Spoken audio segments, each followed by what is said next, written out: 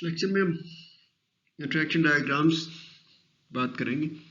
Specifically sequence diagram,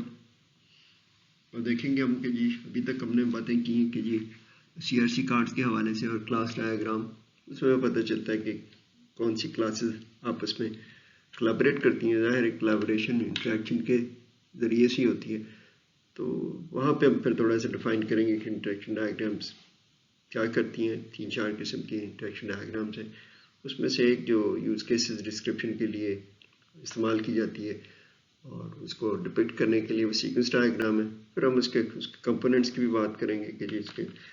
basic components क्या हैं, उन कंपोनेंट्स को यूज़ करते हैं फिर हम कैसे एक सीक्वेंस डायग्राम क्रिएट करते हैं। नॉर्मली अभी तक हमने कोलैबोरेशन की बातें की हैं, खासतौर पे जो था उसमें यही है कि जी जो ऑब्जेक्ट्स हैं वो कोलैबोरेट करते हैं बुनियादी तौर पे जो फंक्शनैलिटी होती है सिस्टम की प्रोवाइड करने के लिए। और वो ऑब्जेक्ट्स हम पहले बात कर चुके हैं कि ये ऑब्जेक्ट्स जो है एक दूसरे के साथ इंटरेक्ट करते हैं, कोलैबोरेट करते हैं, मैसेजेस एक दूसरे को भेजते हुए साथ कुछ ना। तो जो इंटरेक्शन है वो बुनियादी तौर पे पता देती है कि जी मैसेजेस और डेटा जो है वो किस तरह इंटरेक्शन पार्टनर्स के दरमियान एक्सचेंज किया जाता है, वो उसको देखने के लिए फिर हम ये चीज़ों को सारा कुछ देखते हैं।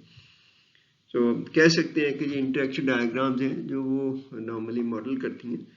Messages between the collaborating objects. जाहिर है कि वो जो कोलैबोरेशन होती है, इंटरेक्शन, वो एक स्पेसिफिक सिनारियो के हवाले से होती है, वो एब्स्ट्रैक्ट नहीं है। जाहिर है कंक्रीट सिचुएशंस हैं कि जी कौन कौन से ऑब्जेक्ट्स किस लम्हे किस तरह बुनियादी तौर पे कोलैबोरेट करते हैं, वो उनको फिर डिपिक्ट करने के लिए इंटरेक्शन डायग्राम्स नॉर्मली यूज़ की जाती है। वहाँ पे फिर वो यही है कि जी हम देखते हैं कि जी जो इंटरेक्शन है वो बुनियादी तौर पे पता देती है कि इंटरप्ले जो मल्टीपल इंटरेक्शन पार्टनर्स हैं और उनके दरमियान कैसे नॉर्मली हैपन होती है, अकर कर रही है। और फिर वो जो है कि जी वो सीक्वेंस ऑफ मैसेजेस जो है ना उसको कैप्चर करने की कोशिश की जाती है। नॉर्मली तो यही होता है कि जी सेंडिंग एंड रिसीव्ड मैसेज जो होता है वो ट्रिगर किया जाता है by occurrence of certain events. हवा में तो नहीं होता, कुछ ना कुछ हो रहा होता है, उसके तनासर में दिया जा सकता है सारा कुछ ना। वहाँ पे फिर वो एक मैसेजेस जो नॉर्मली उसकी गिवन सीक्वेंस है उसको कैप्चर करने की कोशिश की जाती है। नॉर्मली जो यूएमएल चार डायग्राम्स है जी वो बिहेवियर और इंटरेक्शन को डिपिक्ट करने के लिए एक सीक्वेंस डायग्राम है, कोलैबोरेशन डायग्राम है, स्टेट चार्ट डायग्राम है, एक्टिविटी डायग्राम है। आज के लेक्चर में हम सीक्वेंस डायग्राम की बात करेंगे, फिर आगे जो है ना अगले लेक्चर्स में वो दूसरी है। नॉर्मली तो ये है कि ये इंटरेक्शन डायग्राम है वो मॉडल करती है कंक्रीट सिनारियो को, एब्स्ट्रैक्ट नहीं है, कंक्रीट। देन के जी जो मैसेजेस एक्सचेंज किए जा रहे हैं वो स्पेसिफिक कॉन्टेक्स्ट है, सो फुलफिल स्पेसिफिक टास्क। जाहिर है कि टास्क सब टास्क हो सकती है और उसका जो स्पेसिफिक गिवन टास्क है एक ख़ास वक्त में ख़ास तनासर में उसको जो नॉर्मली कैप्चर करने की कोशिश की जाती है डायग्राम के हवाले से। नॉर्मली यहाँ पे वही है कि जी इंट्रैक्शंस बुनियादी तौर पे डिस्क्राइब करने के लिए communication sequences different level of details में वो डिपेंड करता है कि जी नॉर्मली जो इंटरेक्शन होती है डिस्क्राइब करती है स्पेसिफिक पार्ट ऑफ सिचुएशन। जाहिर है कि पूरी तो नहीं कैप्चर कर सकते, फिर टुकड़ों में उसको किया जा सकता है सारा कुछ ना। तो ये इंटरेक्शन डायग्राम्स जो है ना मुख्तलिफ सिचुएशंस के लिए बुनियादी तौर पे यूज़ की जाती हैं, डिपिक्ट करती हैं सारा कुछ ना। एक तो ये है कि जी पूरा ओवरऑल एक सिस्टम के हवाले से किया जा सकता है most of the time activity diagram में ना, ओवरऑल सिस्टम की एक्टिविटी क्या है उसको यूज़ करने के लिए जा सकता है। और इसका फ़ायदा ये होता है कि जी जो एक्सपर्ट कंप्यूटर डिज़ाइनर्स हैं, प्रोफेशनल्स हैं, उनके लिए भी वो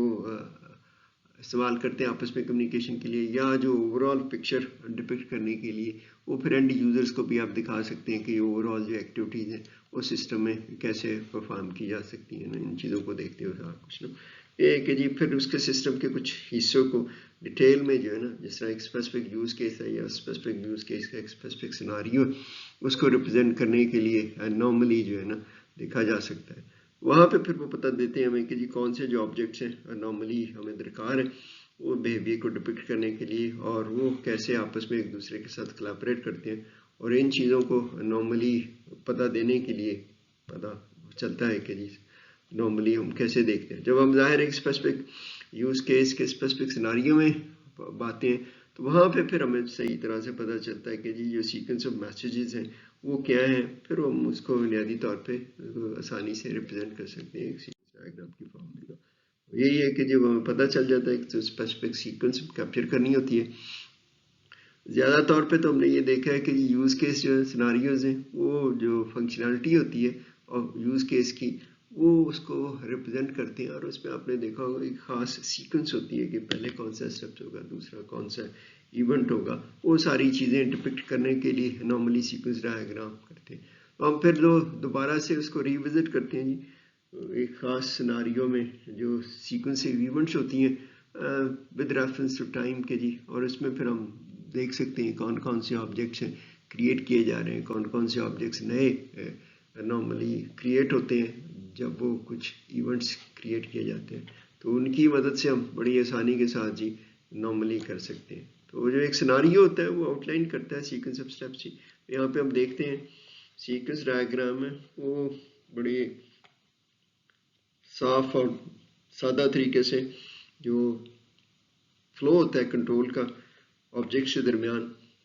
एक सिनारियो को एग्जीक्यूट करते समय ना उसको डिपिक्ट करने के लिए बुनियादी तौर पे यूज़ करते हैं हम ना। तो जो ऑब्जेक्ट्स के दरमियान एक ख़ास वक्त में जो भी इंटरेक्शन हो रही होती है उसको बुनियादी तौर पे कैप्चर करने के लिए नॉर्मली हम देखते हैं। तो उसमें फिर ये है कि जी सीक्वेंस डायग्राम है जो मैसेजेस का जो फ्लो है ऑब्जेक्ट टू ऑब्जेक्ट वो शो करता है। फिर वो जो है वो बड़ी वाज़ेह एक्सप्लिसिट होती है सीक्वेंसिंग ना कि कौन सा जो नॉर्मली मैसेज पहले जाएगा, कौन से ऑब्जेक्ट्स आपस में पहले इंटरेक्ट करेंगे, और उस सीक्वेंस को नॉर्मली कैप्चर किया जाता है सीक्वेंस डायग्राम की मदद से, सारा कुछ नहीं। सो हम देख सकते हैं कि जी किसी भी यूज़ केस डिस्क्रिप्शन में ये सिनारियो में सीक्वेंस डायग्राम बुनियादी तौर पे वो दिखाती है कि जी कौन से जो स्टेप्स हैं नॉर्मली मैसेजेस के लिए, और देखो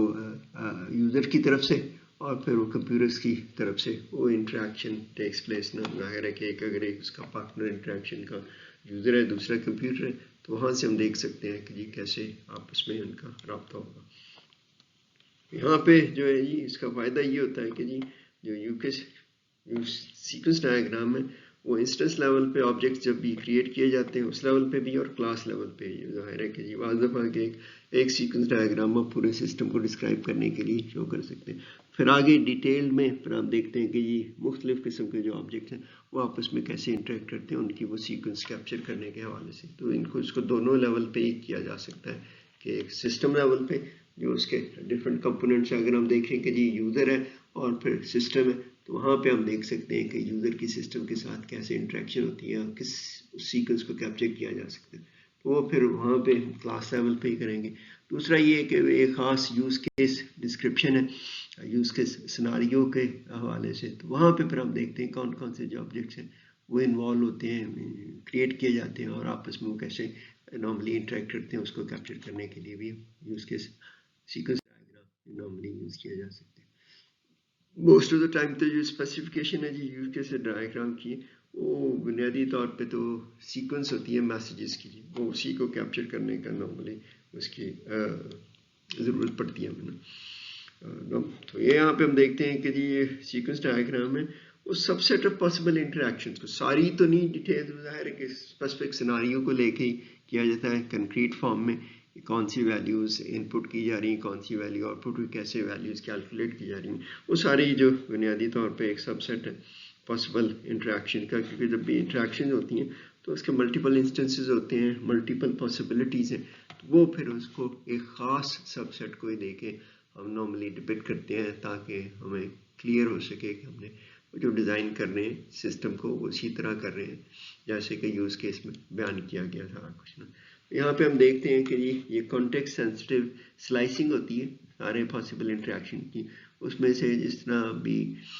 डिज़ाइन और एनालिसिस करते समय जो मोस्ट इम्पॉर्टेंट एक्टिविटीज़ है उसको फिर बुनियादी तौर पे हम डॉक्यूमेंट करते हैं डिटेल में। यहाँ पे फिर वही है कि उसमें से पॉसिबल इंटरेक्शन में से एक जो उसका हिस्सा है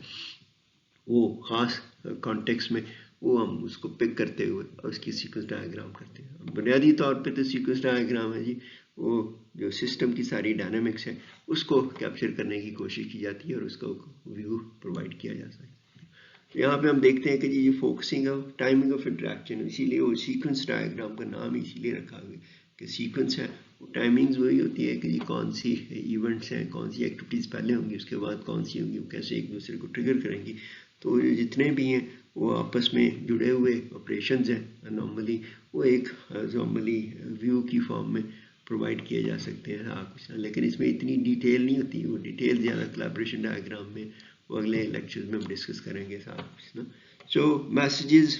जो भी है हर इवेंट्स के हवाले से जाहिर है कि कुछ इवेंट ट्रिगर होते हैं, कोई मैसेजेस किसी दूसरे ऑब्जेक्ट को पास ऑन किए जाते हैं, वो सारी इंफॉर्मेशन नॉर्मली किया जाता है। नॉर्मली ये एट्रीब्यूट्स वगैरह इतने नहीं किए जाते और रिलेशनशिप्स वगैरह आपस में वो क्लास डायग्राम में हमारे पास होते हैं कि जी कौन कौन सी क्लासेस आपस में कैसे कोलैबोरेट करते हैं, व्हाट रिलेशनशिप्स। तो ये हम देखते हैं कि जी सीक्वेंस डायग्राम के बुनियादी तौर पे तो नॉर्मली यही है कि जी हम इसके कंपोनेंट्स को डिफाइन कर लेते हैं। अभी तो मोटे मोटे तो दो ही हैं जी, एक इंटरेक्शन पैटर्न्स हैं, दूसरे मैसेजेस आते हैं, फिर हम देखते हैं कि उनको नॉर्मली डिपिक्ट कैसे किया जा सकता है। तो ये है जी इंटरेक्शन पैटर्न्स हैं, वो डिपिक्ट किए जाते हैं एज ए लाइफ लाइन, इसको कहा जाता है कि जी किसी भी लाइफ लाइन एक्टिवेट होती है और जाहिर है कि जी उसकी जो नॉर्मली है ऑब्जेक्ट के हवाले से हम देखते हैं ऑब्जेक्ट्स को हम इंटरेक्शन पार्टनर्स हैं वो लाइफ लाइन नॉर्मली शो किया जा सकता है। और ये जो लाइफ लाइन है नॉर्मली एक वर्टिकल यूजली डैश लाइन होती है, वो रिप्रेजेंट करती है जो भी ऑब्जेक्ट्स हैं एसोसिएटेड है उस लाइफ टाइम के हवाले से ना। वो ऑब्जेक्ट्स की लाइफ टाइम को रिप्रेजेंट करने के लिए हम लाइफ लाइन अभी देखेंगे कुछ ना। At the top of the line जी वो नॉर्मली एक रेक्टेंगल होती है लाइफ लाइन के ऊपर, वो शो करती है नॉर्मली क्लास का नेम, वो जो नॉर्मली ऑब्जेक्ट है या role of that particular object being played within that particular class ना। तो यहाँ पे वो नॉर्मली शो करता है कि जी कौन से जो लाइफ लाइन के साथ कौन से ऑब्जेक्ट्स हैं एसोसिएटेड है, वो जाहिर है कुछ क्रिएट किए जाते हैं। वो क्लास भी हमने जिस तरह बात की, अगर आप क्लास लेवल पे हैं तो फिर आप जाहिर है कि जी कॉलन के साथ फिर क्लास नेम लिखते हुए वो सारी चीज़ें कर सकते हैं। पांच दफ़ा ये होता है कि अगर आप चाहते हैं कि ऑब्जेक्ट चाहिए तो फिर उसमें दोनों चीज़ें ओमिट कर दी थी, क्लास नेम भी ना। अगर आप स्पेसिफिकली बता रहे हैं कि किस क्लास का कौन सा ऑब्जेक्ट है तो उसको फिर उसी तरह हवाले से देखा जा सकता है कि हम उसको रेक्टेंगल में क्या चीज़ लिखेंगे सारा कुछ ना। नॉर्मली जो रोल कॉन्सेप्ट है जी उसका फ़ायदा ये होता है कि जी फ्लेक्सिबिलिटी हमें प्रोवाइड करता है कि जी कैसे इंस्टेंसेस में क्लासेस में इंस्टेंसेस क्रिएट किए जाते हैं, क्योंकि एक जो नॉर्मली ऑब्जेक्ट है वो मुख्तलिफ रोल्स की फॉर्म में भी नॉर्मली हम यूज़ कर सकते हैं और उसको देखते हुए हम देखते हैं कि उसमें कौन सी चीज़ें हम ओमिट कर सकते हैं। यहाँ पे ये है कि जी ऑब्जेक्ट जाहिर है कि हम पहले बात करते हैं इंस्टेंस ऑफ ए क्लास होता है, तो वो उसके मुख्तलिफ रोल्स हो सकते हैं ड्यूरिंग इट्स लाइफ टाइम, तो उसको देखते हुए फिर हम उसी तरह उसको नॉर्मली सीक्वेंस डायग्राम की रेक्टेंगल में लाइफ टाइम के ऊपर होती है उसमें रिप्रेजेंट कर सकते हैं। यहाँ पे हम देख सकते हैं सारा कुछ ना, यानी यूनिवर्सिटी सिस्टम है हमारे पास, अगर एक स्पेसिफिक पर्सन के हवाले से हम देखते हैं कि जी अगर वो स्टूडेंट्स है फिर लेक्चरर है देन ऑफ कोर्स, फिर उसके बाद अगर वो प्रोफेसर है तो यहाँ पे हम देखते हैं कि जी ये रिप्रेजेंट किया जाता है कॉलम के साथ नेम ऑफ द क्लास, उसको लाइफ लाइन के ऊपर। यहाँ पे फिर वो एज ए रोल है कि लेक्चरर, दोनों चीज़ें मिसिंग है। यहाँ पे ये एक स्पेसिफिक रोल क्लास प्रोफेसर और लेक्चरर के हवाले से, तो ये आप इसको थोड़ा सा देख सकते हैं कि इन चीज़ों को हम कैसे ओमिट करते हुए और कैसे देख सकते हैं। ये जी फिर दूसरा जो मोस्ट इम्पॉर्टेंट कंपोनेंट है वो मैसेजेस की बात होती है सारा कुछ ना। मैसेजेस नॉर्मली डिपिक्ट किए जाते हैं इन the form of an arrow. जाहिर है कि मैसेज एक सेंडर होता है एक रिसीवर होता है, of course indication will be from sender to the receiver and all this things. ये दो तरह के मैसेजेस होते हैं जी नॉर्मली, एक होता है एसिंक्रोनस, एक होता है सिंक्रोनस मैसेज, और उसको देखते हुए वापस थोड़ा सा इंफॉर्मेशन आ जाती है। एसिंक्रोनस मैसेज जो होता है कि जी वो थोड़ा सा रिप्रेजेंट किया जाता है arrow with continuous line and filled rectangle overhead जी, वो थोड़ी सी वो भरी होती है नॉर्मली, वो इंडिकेट करने के लिए थोड़ा सा, क्योंकि जाहिर है कि हमने मॉडल में बेहतर तौर पे चीज़ें को रिप्रेजेंट करने के लिए ये डिफ्रेंशिएशन होती है सारा कुछ ना। तो यहाँ पे जो एसिंक्रोनस है जी सारा कुछ ना, उस पर देखते हुए कि जी इसमें सेंडर वेट करता है सारा कुछ ना, it has received response and all this things ना, उसके तनाजर में देखते हुए ये उसका जी बुनियादी तौर पे एसिंक्रोनस मैसेज की बात की जाती है। दूसरा आपके पास सॉरी ये सिंक्रोनस मैसेज है, उसमें फिर जो है सेंडर अवेट करता है, जाहिर है कि सिंक्रोनाइज किया जाता है आपस में, तो वहाँ पे जो है जो सेंडर अवेट करता है कि जी उसके रिस्पॉन्स से फ्रॉम द रिसीवर, उसके बाद फिर वो जो अपनी अगली एक्टिविटी शुरू करता है। जबकि ये एसिंक्रोनस मैसेज है वो नॉर्मली सादा जो एरो है जी, यहाँ पे रेक्टेंगल का फ़र्क है, देखें वो कंटिन्यूस एंड ओपन ओवरहेड जी, यहाँ पे फिर यही होता है कि जी वो जो है वो इंतज़ार नहीं किया जाता है। यहाँ पे एसिंक्रोनस में sender does not has to wait ना for the recipient to handle the message ना, यहाँ पे ये है कि जी मैसेज को वेट सिंक्रोनस ये थोड़ा सा है। इसी तरह फिर जो तीसरा वो है बुनियादी तौर पे वो आ जाता है कि जी आपका जो रिस्पॉन्स है, नॉर्मली रिस्पॉन्स मैसेज है वो डैश लाइन के जरिए रिप्रेजेंट करिए with an open arrow head जी सारा कुछ ना, ये नॉर्मली रिस्पॉन्स की फॉर्म में किया जा सकता है ना। तो बाद दफ़ा ये है कि जी जो कंटेंट्स हैं रिस्पॉन्स मैसेज के वो बुनियादी तौर पे वो शो किए जा सकते हैं, जो पैरामीटर्स वगैरह इस पे लेबल पे यहाँ पे लगा दिया जाता है और इससे फिर हमें पता चल जाता है कि जी क्या बुनियादी तौर पे मैसेज है। तो मैसेज के ये कंटेंट्स यहाँ पे हम ये देखते हैं, ये नॉर्मली है जी सीक्वेंस के देखते हैं, स्टूडेंट है जी और रजिस्टर कोर्स है, ये वही हमने बात की थी, ये बुनियादी तौर पे confirm course okay, other of course दूसरा भी यही है जी, ये सिंक्रोनस मैसेज है, ये हमारे पास ये सिंक्रोनस मैसेज है सारा कुछ। अब ये देखते हैं दोनों मैसेजेस एक जैसे लगते हैं। नॉर्मली हम देखते हैं कि जी स्टूडेंट ऑब्जेक्ट है वो कम्युनिकेट कर रहा है प्रोफेसर के साथ in order to register for a course, दोनों में आपको कोई खास डिफरेंस नहीं नज़र आता। यहाँ पे सिर्फ वो जो हमने सिम्बॉलिकली बताया कि सिंक्रोनस है, ये सिंक्रोनस है, ये बुनियादी तौर पे जो है नॉर्मली आइडेंटिकल है, लेकिन थोड़ा सा फ़र्क ये है कि एक केस में नॉर्मली यहाँ पे है कि जी स्टूडेंट जो रजिस्टर कर रहा है वाया ईमेल, तो वहाँ पे फिर वही है कि ईमेल के ज़रिए उसने ईमेल किया है, देन ऑफ कोर्स उसके बाद कोई अपना काम करता रहेगा सारा कुछ ना, फिर उसको जब ईमेल रिसीव होगी वो, तो ये एसिंक्रोनस है जी। जबकि यहाँ पे अगर वो पर्सनली जाके प्रोफेसर के पास नॉर्मली रजिस्टर कर रहा है तो जाके बताता है कि जी मैंने ये रजिस्टर करना सारा कुछ ना, यहाँ पे फिर वो नॉर्मली पर्सनली जब वो ओके करता है तो तब तक वो जो स्टूडेंट वो वेट करता है कि जी मेरी ये कोर्स में रजिस्ट्रेशन हुई कि नहीं ना सारा कुछ ना, ये फिर ये सिंक्रोनस है। यहाँ पे वो तब तक वो इंतज़ार करता है नॉर्मली डायरेक्ट है इन पर्सन सारा कुछ। तो ये आपको थोड़ा सा वाज़ेह करने के लिए कि जी ये सिंक्रोनस ये वाला और सिंक्रोनस मैसेजेस कैसे नॉर्मली रिप्रेजेंट किए जाते हैं। एक में इंतज़ार करता है, ज़ाहिर है कि इंतज़ार किया जाता है, दूसरे में फिर वो इंतज़ार नहीं कर रहा होता सारा कुछ ना, ये थोड़ा सा है हमारे पास ये सिचुएशन है। अब ये हम यहाँ पे थोड़ा सा डिस्क्राइब करने की कोशिश कर रहे हैं। ऑपरेटर असिस्टेंट कॉल है जी, जाहिर है कि कॉलर होता है, ऑपरेटर होता है, कॉली होता है। कॉलर नॉर्मली ऑपरेटर को बताता है कि मैंने इस नंबर से मुझे कॉल करनी है, वो फिर जो ऑपरेटर है वो नॉर्मली सबसे पहले तो जाहिर एक्नॉलेज करता है हाँ जी क्या मसला है, तो वो नंबर बताता है, फिर वो आगे भेजेगा। तो आप देखते हैं कि इस सीक्वेंस को बड़ी आसानी के साथ हम with reference to the time line ना उस गिवन सीक्वेंस में जो नॉर्मली मैसेजेस एक्सचेंज होते हैं वो उसको डिपिक्ट करने के लिए बड़ी अच्छी एग्जांपल है कि इसमें पता चल जाता है कि जी कितने ऑब्जेक्ट्स इन्वॉल्व हैं, हाँ कुछ ना क्या सीक्वेंस है इवेंट्स की, उसको हम डिपिक्ट करने की कोशिश कर रहे हैं इस सीक्वेंस डायग्राम में। अब देखते हैं यहाँ पे जी कॉल है, कॉलर ने कॉल की ऑपरेटर को, तो यहाँ पे ये जो उसकी नॉर्मली एक्टिविटी शो करने के लिए एक्टिवेशन है। उसके बाद जी उसने एक्नॉलेज किया है, आयर उससे पूछा है कि क्या बात है, वो फिर उसको नंबर देता है जी, यहाँ से फिर उसने ये एक्टिविटी की है, नंबर दिया उसने। उसके बाद फिर जो यहाँ पे नंबर है तो नंबर फिर जो जी वो फिर इसको ऑपरेटर ये इसको कॉल करेगा, बताएगा कि जी फलां आपसे बात करना चाह रहे था कुछ ना, तो ये उसने फिर एक्टिविटी की है, कॉल किया, तो इसने फिर जो बुनियादी तौर पे ये एक्नॉलेज किया कि हाँ जी ठीक है, तो वो फिर जो दूसरे को बताएगा, यहाँ पे फिर वो ट्रांसफ़र करेगा जी, ये फिर जो बात फिर यहाँ पे होगी सारा कुछ,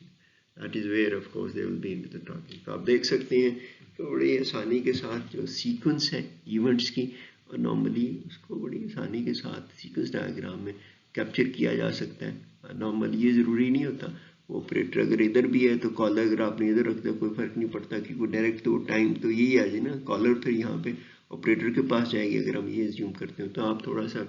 एक्सरसाइज करके देख सकते हैं कि आप ऑपरेटर को इधर रख लें, कॉली इधर रख के आप देख लें कि सीक्वेंस डायग्राम आप ड्रा कर सकते हैं। और यही होगी, क्योंकि कुछ ये जो नॉर्मली है कि इन विच स्पेसिफिक ऑर्डर आप जो लिखते हैं वो कोई मटेरियल हो जाता है, क्योंकि असल चीज़ तो यहाँ पे जो सीक्वेंस ऑफ दो इवेंट्स विच आर अकरिंग, ये बुनियादी तौर पे एक्टिवेशन होती हैं सारा। ये ऑब्जेक्ट्स क्लासेस हैं, यहाँ पे ये ऑब्जेक्ट्स ही, ये बुनियादी तौर पे ये जब पे कुछ काम कर रहा होता है एक ऑब्जेक्ट,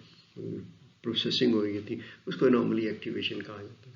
आगे हम एक दो एग्जांपल्स में आपको सारी चीज़ें दिखाएंगे कि बाज़ दफ़ा एक ऑब्जेक्ट नॉर्मली एक एक्टिविटी जनरेट करने के लिए रिकर्शन वगैरह की चीज़ें उसी आसानी के साथ इस यूज़ के सीक्वेंस डायग्राम में डिपिक्ट कर सकते हैं। यहाँ पे ये ऑब्जेक्ट है जी, हम देखते हैं कि ये ऑब्जेक्ट की लाइफ लाइन है सारी। बाज़ दफ़ा ये तो कंटिन्यूस ही होता है कि object is all the time doing something ना, तो वो फिर आप बड़ी आसानी के साथ उसमें पूरी एक्टिवेशंस को दे सकते हैं। बाज़ दफ़ा ये कि गिवन वक्त में होता है, ऑब्जेक्ट क्रिएट होता है, उसके बाद फिर थोड़ी देर वो कुछ नहीं करता, उसके बाद फिर और एक्टिवेशन। ये यहाँ पे फिर ये कि दूसरा ऑब्जेक्ट हमारे पास है जी, ऑब्जेक्ट 2 है। अब ऑब्जेक्ट 1 ने मैसेज एक्स भेजा इसको जी,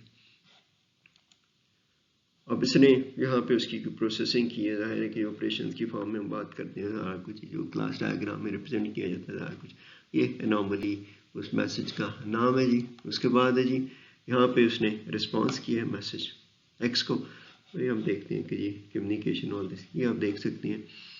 ये बुनियादी तौर पे जी रिस्पांस किया उसने। यहाँ पे भी हमने बात की थी, बाद दफ़ा डैश लाइन लगाई जाती हैं, ये यहाँ पे उसका था सिंक्रोनस है, सिंक्रोनस की जो भी हमने बातें की आपको समझ आ सकती है कुछ ना। यहाँ पे ऑब्जेक्ट 3 है जी, उसके बाद जो है जी ऑब्जेक्ट 1 ने ऑब्जेक्ट 3 के बाद अब देख सकते हैं कि इसके बाद की एक्टिविटी है कि रिस्पांस करने के बाद उसने देन मैसेज वाई किया ऑब्जेक्ट 3 को, ऑब्जेक्ट 3 ने रिस्पांस किया। ये हमारे पास फिर वो सारी है कि ये जो अभी 3 लाइफ लाइन है 3 ऑब्जेक्ट्स के हवाले से, ये बुनियादी फिर कंट्रोल फोकस है जिसको हमने एक्टिवेशन कहा जाता है कि जी नॉर्मली क्या प्रोसेसिंग हो रही सारा कुछ ना। अब यहाँ पे भी हम देख सकते हैं कि मैसेज स्पेसिफिकेशन है, नाम उसके हवाले से दिया जा सकता है। ये फिर उसका है कि जी जो टाइम वेरिएशंस वो आ जाती है नॉर्मली, ये T1 है, ये T2 है, T2-2 लेस देन डेल्टा, वो जाहिर है कि टाइम फ्रेम्स हो, मिली सेकेंड्स कर लें, मिनट्स कर लें, वो वेरी करता है कि हम चीज़ों को कैसे डिपिक्ट कर रहे हैं सारा कुछ ना। तो यहाँ पे हमारे पास वो जो सारे कंपोनेंट्स हैं हमने थोड़ा सा डिपिक्ट किए हैं मोर डायनामिक वे सारा कुछ ना। तो यहाँ पे फिर वो याद जाती है ये कॉन्स्टेंट्स होती हैं सारा कुछ ना, वो उसकी एक लिमिट होती है कि जी इससे जल्दी पर्सपेक्टिव में किया जा सकता है। यहाँ पे फिर अब देखते हैं कि बाज़ दफ़ा ये है कि जी वही ऑब्जेक्ट 1 ऑब्जेक्ट 2 रिस्पॉन्स है, इन बिटवीन बाज़ दफ़ा कोई और मैसेज भी है नॉर्मली कम्युनिकेट होता है, तो उसके लिए अलग से ऑब्जेक्ट इंस्टेंस क्रिएट किया जाता है या उसके अंदर ही एक फंक्शनलिटी इन्वोक की जा सकती है। अब यहाँ पे मैसेज ये इसने यहाँ पे था, लेकिन उससे पहले उसने मैसेज वाई किया, नॉट नेसेसरली कि रिस्पॉन्स ही करे उसके साथ कुछ ना। ये देखते हैं कि ये मैसेज एक्स आया, यहाँ पे हमने कहा था, लेकिन ये इस मैसेज भेजने से पहले ये डिपिक्ट करता है, क्योंकि this is the time situation, इसको हम इसीलिए टाइम लाइन कहते हैं। मैसेज वाई किया तो उसके रिस्पॉन्स में जी उसने फिर यहाँ पे एक और नॉर्मली एक्टिवेशन की है कि जी कोई और कोड एग्जीक्यूट करना पड़ा उसको ना, तो यहाँ पे फिर हमने वो देख दिया सारा कुछ ना, ये उसने फिर उसका रिस्पॉन्स किया। बाज़ दफ़ा ये होता है ना कोई यहाँ पे कोई एक्टिविटी करने को कहा जाए है कि अपनी बात की कोलैबोरेशन होती है, तो उससे पहले कि ये object 2 is able to somehow complete ना हो सकता है उसकी क्वेरी हो, तो यहाँ पे मैसेज वाई की फॉर्म में उसने किया और उसको फिर एड्रेस किया गया यहाँ पे, and then in this situation we can say that particular situation will be able to create another activation of that particular situation। तो ये बुनियादी तौर पे वही है कि जी इनडायरेक्ट रिकर्शन है हाँ कुछ ना, यहाँ पे उसके वक्त से बाद सेल्फ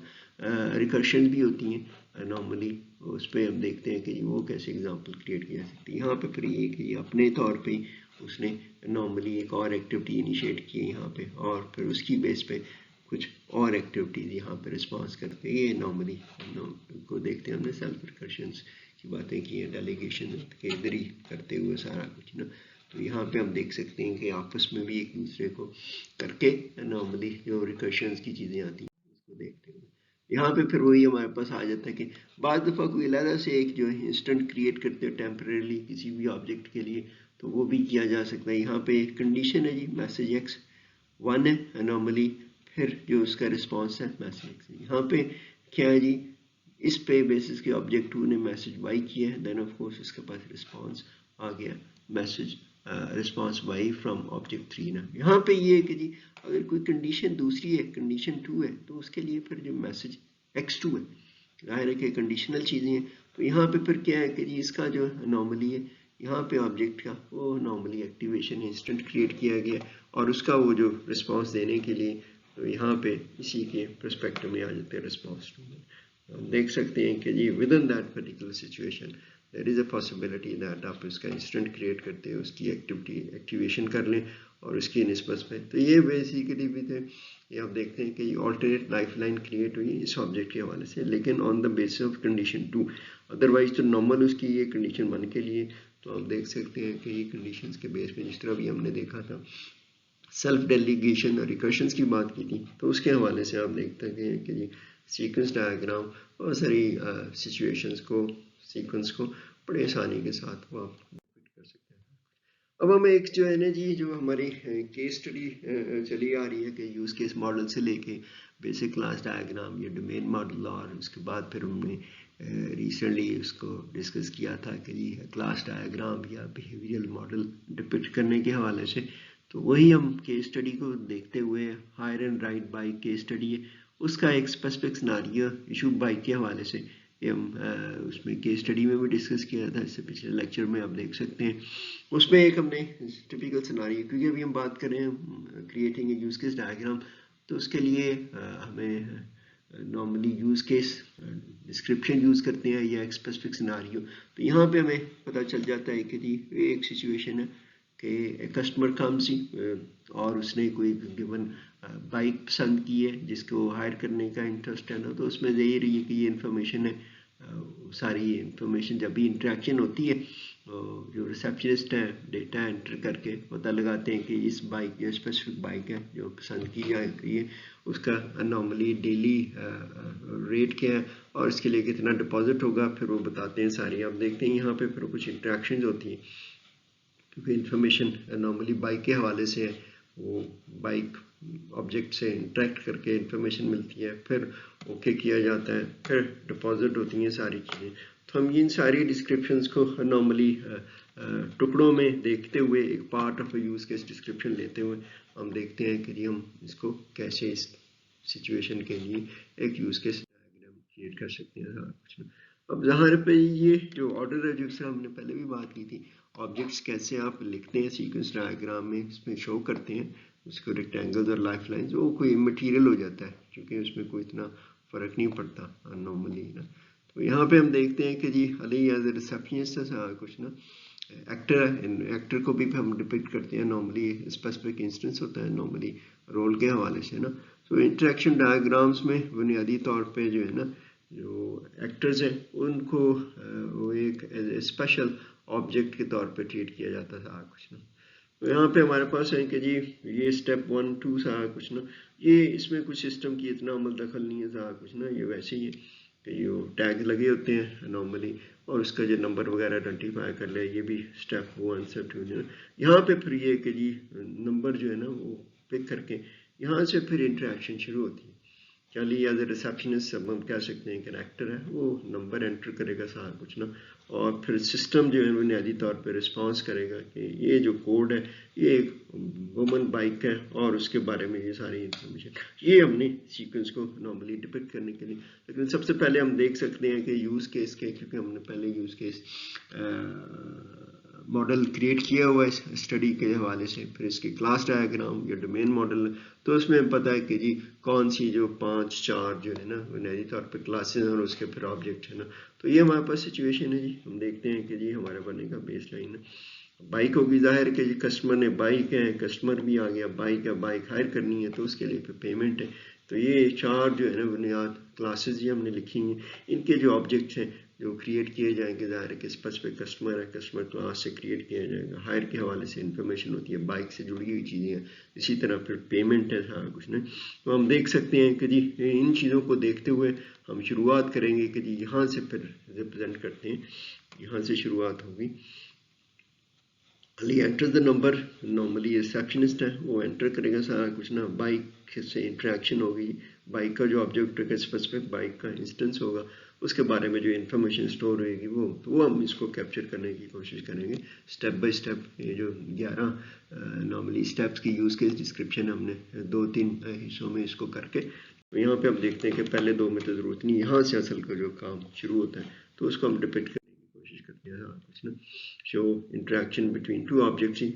जो है शुरुआत होगी एक्टर के साथ, और एक्टर से लेते हम सारा कुछ ना देखते हैं कि जी first of all it will be the bike ना। तो यहाँ पे हमने देखा है कि जी यहाँ पे उसने रिसेप्शनिस्ट ने एंटर किया नंबर, बाइक डिटेल्स है नंबर किया था, और यहाँ पे उसने एक्टिवेशन किया जी। ये जो एक्टिवेशन है जो काम करना पड़ेगा इस इंस्टेंस को, वो जो भी है कि जी नंबर देते हैं नॉर्मली, तो इन रिस्पॉन्स वो उसकी सारी आइडेंटिफिकेशन आ जाती है, डेली हायर रेट आ जाता है, फिर उसके बाद जो उसकी कि डिपॉजिट कितना दरकार है वो हमने रिटर्न एरोस के फॉर्म में ये तो यहाँ पे आता है। तो फिर जो रिसेप्शनिस्ट है वो नॉर्मली कस्टमर को यहाँ पे नेम ऑफ द कस्टमर बताता है, एग्रीज, फिर उसके बाद आगे जो बातें चलती हैं सारा कुछ ना। तो यहाँ पे हम देख सकते हैं कि हमने उनको इसी तरह रिप्रेजेंट किया सारा कुछ ना।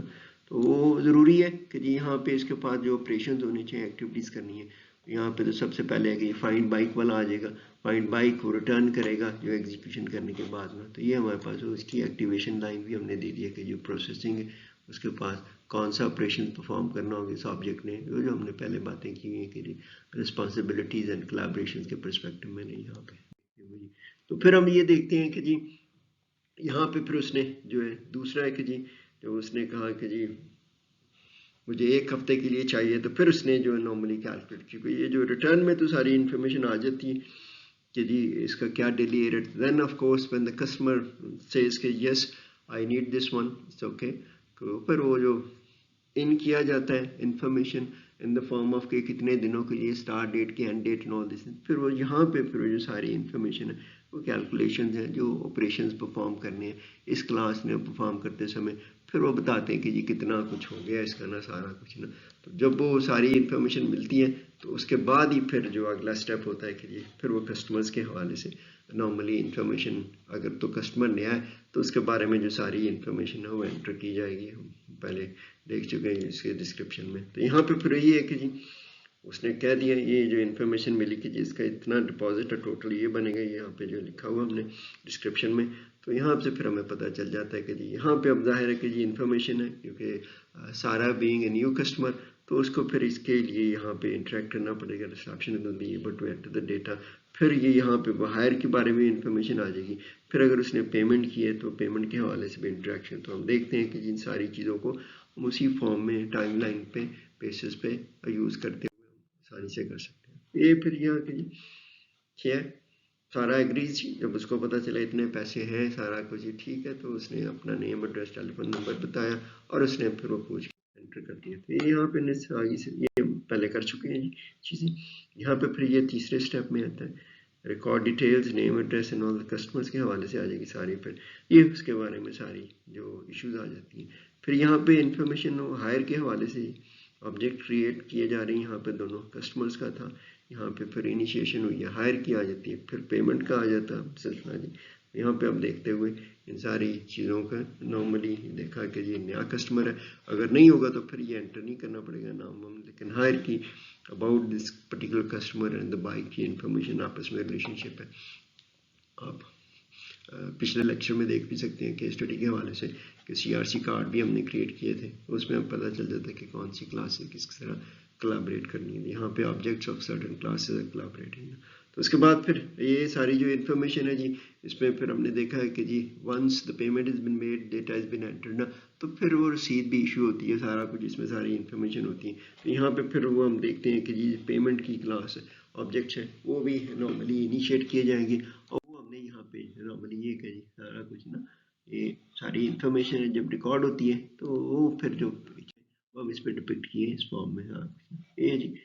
कस्टमर है वो पेमेंट का हवाले से पहले तो हमने ये यहाँ पे पेमेंट होती है जी। तो यहाँ पे अब देखते हुए ये कि फ़ायदा थोड़ा सा उसका हिस्सा बन जाता था कुछ ना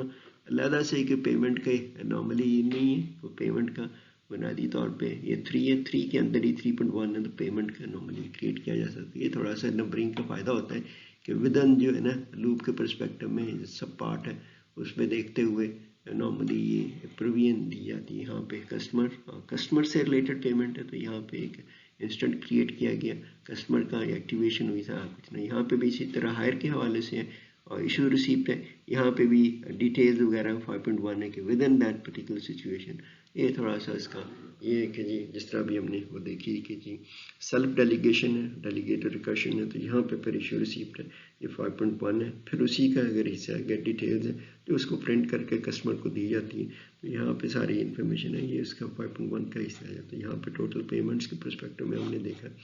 उसका फिर एक 5.1 बनता है ये वाला इशू रिसीप्ट है उसी का हिस्सा बुनियादी तौर पर तो एक्टिविटीज हैं डिफरेंट ऑपरेशन बीइंग परफॉर्म ना। तो अगर आप देखेंगे क्लास डायग्राम में हमने जो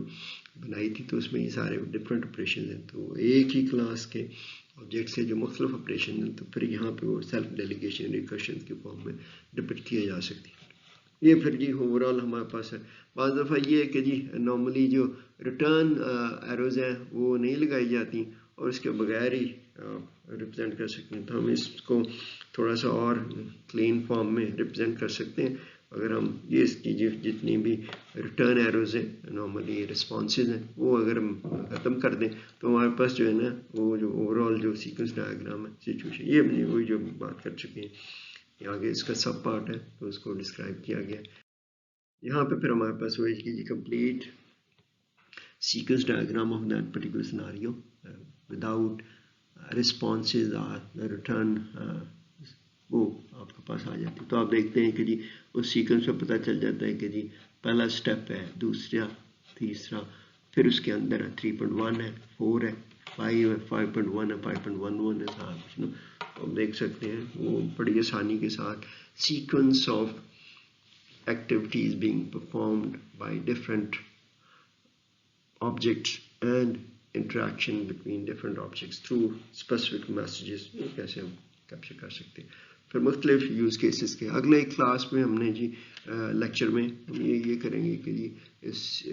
यूज़ सीक्वेंस डायग्राम क्रिएट करने की 2-3 छोटी छोटी एग्जांपल्स है लेकिन उसके लिए ज़रूरी होता है